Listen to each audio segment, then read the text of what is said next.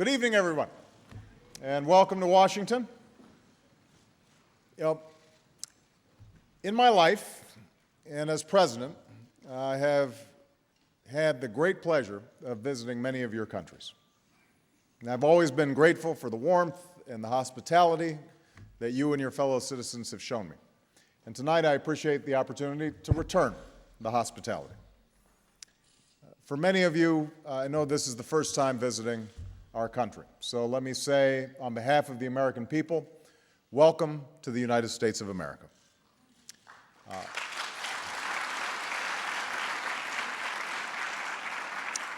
It is an extraordinary privilege to welcome you to this presidential summit on entrepreneurship. This has been a coordinated effort across my administration, and I want to thank all the hardworking folks and leaders at all the departments and agencies who made it possible and who are here tonight. That includes our United States Trade Representative, Ambassador Ron Kirk. Where's Ron? There he is. I especially want to thank the two departments and leaders who took the lead on this summit, Secretary of Commerce Gary Locke and Secretary of State Hillary Clinton. So please give them a big round of applause. We're joined by members of Congress who work every day to help their constituents realize the American dream and whose life stories reflect the diversity and equal opportunity that we cherish as Americans. Nydia Velasquez, who is also, by the way, the chairwoman of our Small Business Committee in the House of Representatives. Keith Allison is here. And Andre Carson is here. Most of all, I want to thank all of you for being part of this historic event. You've traveled from across the United States and nearly 60 countries, from Latin America to Africa, Europe to Central Asia, from the Middle East to Southeast Asia. And you bring with you the rich tapestry of the world's great traditions and great cultures. You carry within you the beauty of different colors and creeds, races, and religions. You're visionaries who pioneered new industries and young entrepreneurs looking to build a business or a community. But we've come together today because of what we share, a belief that we are all bound together by certain common aspirations: to live with dignity, to get an education, to live healthy lives, maybe to start a business without having to pay a bribe to anybody, to speak freely and have a say in how we are governed, to live in peace and security, and to give our children a better future. But we're also here because we know that over the years, despite all we have in common, the United States and Muslim communities around the world too often fell victim to mutual mistrust. And that's why I went to Cairo nearly 1 year ago and called for a new beginning between the United States and Muslim communities, a new beginning based on mutual interest and mutual respect. I knew that this vision would not be fulfilled in a single year or even several years, but I knew we had to begin and that all of us have responsibilities to fulfill. As president, I've worked to ensure that America once again meets its responsibilities, especially when it comes to the security and political issues that have often been a source of tension. The United States is responsibly ending the war in Iraq, and we will partner with Iraqi people for their long-term prosperity and security. In Afghanistan, in Pakistan, and beyond, we're forging new partnerships to isolate violent extremists, but also to combat corruption and foster the development that improves lives and communities. I say it again tonight. Despite the inevitable difficulties, so long as I am president, the United States will never waver in our pursuit of a two-state solution that ensures the rights and security of both Israelis and Palestinians.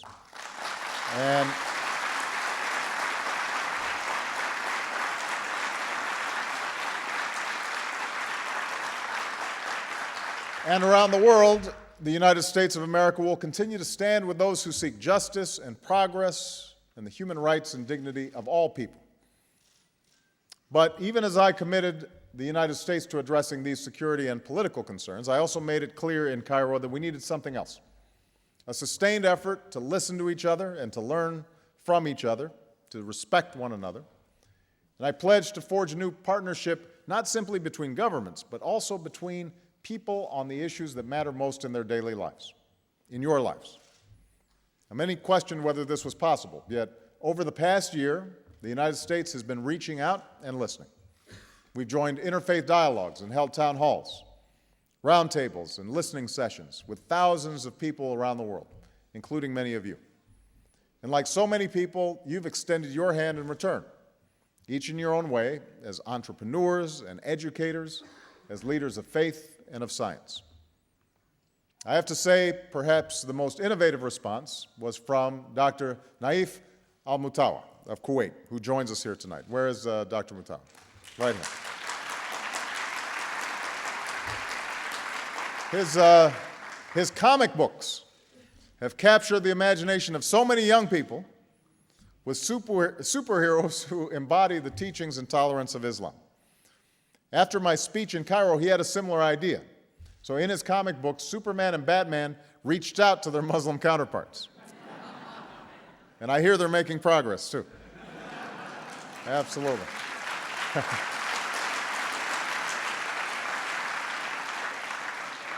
By listening to each other, we've been able to partner with each other. We've expanded educational exchanges because knowledge is the currency of the 21st century. Our distinguished science envoys have been visiting several of your countries, exploring ways to increase collaboration on science and technology. We're advancing global health, including our partnership with the Organization of the Islamic Conference to eradicate polio. This is just one part of our broader engagement with the OIC, led by my special envoy, Rashad Hussain, who joins us here tonight. Where's Rashad?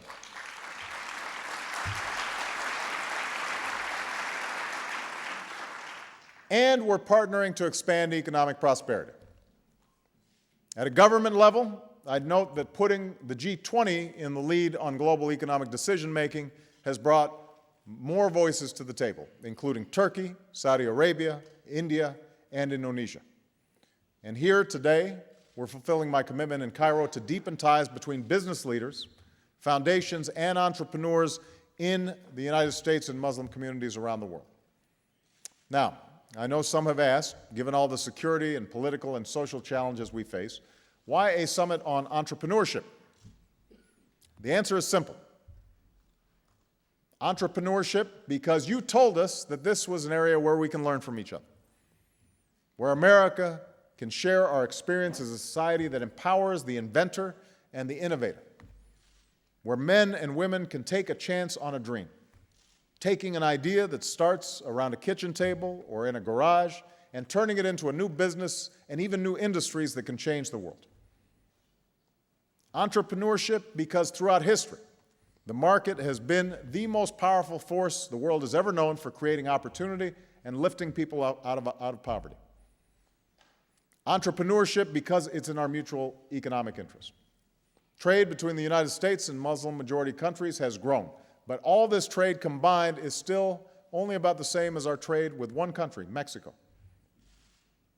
So there's so much more we can do together in partnership to foster opportunity and prosperity in all our countries.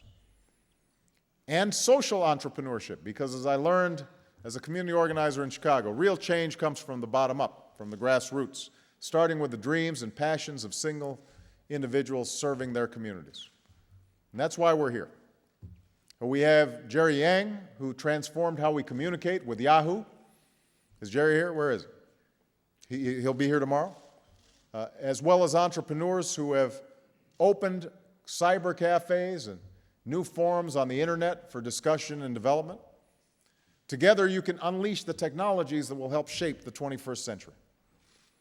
We have successes like Dr. Mohammed Ibrahim, who I met earlier, who built a telecommunications empire that empowered people across Africa. And we have aspiring entrepreneurs who are looking to grow their businesses and hire new workers. Together, you can address the challenges of accessing capital. We have trailblazers like Sheikha Hanadi of Qatar, along with Wahid Tawil, who I met earlier, a 20-year-old student from the West Bank who wants to build recreation centers for Palestinian youth. So together, they represent the incredible talents of women entrepreneurs and remind us that countries that educate and empower women are countries that are far more likely to prosper. I believe that.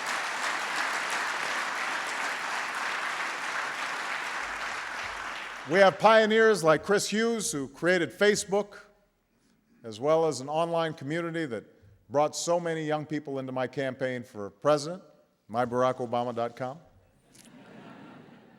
We have people like Soraya Salti of Jordan, who are empowering the young men and women who will be leaders of tomorrow. And together they represent the great potential and expectations of young people around the world.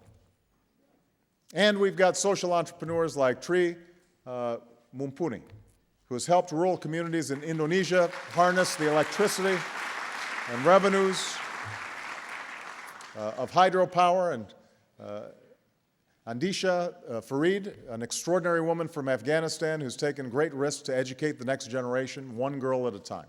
And together they point the way to a future where progress is shared and prosperity is sustainable. And I also happen to notice, Dr. Yunus, it's wonderful to see you again. I think so many people know the history of Grameen Bank and all the great work that's been done to help finance entrepreneurship among the poorest of the poor, first throughout South Asia and now around the world. So this is the incredible potential that you represent, the future we can seize together. So tonight I'm proud to announce a series of new partnerships and initiatives that will do just that. The United States is launching several new exchange programs. We will bring business and social entrepreneurs from Muslim-majority countries to the United States and send their American counterparts to learn from your countries. So,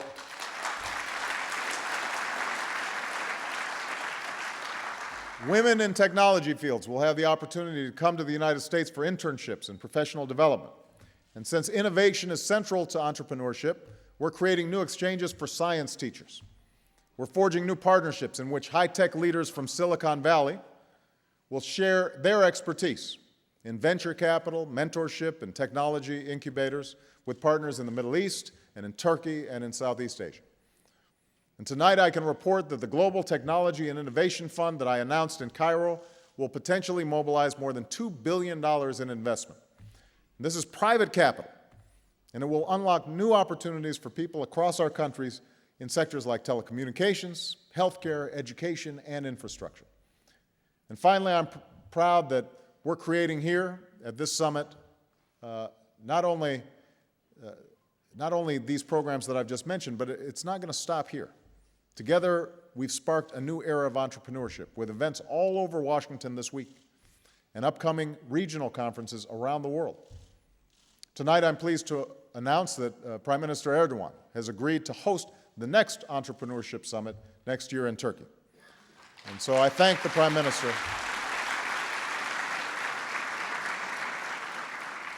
I thank the Prime Minister and the people and private sector leaders of Turkey for helping to sustain the momentum that we will unleash this week. So as I said, there are those who question whether we could forge these new beginnings.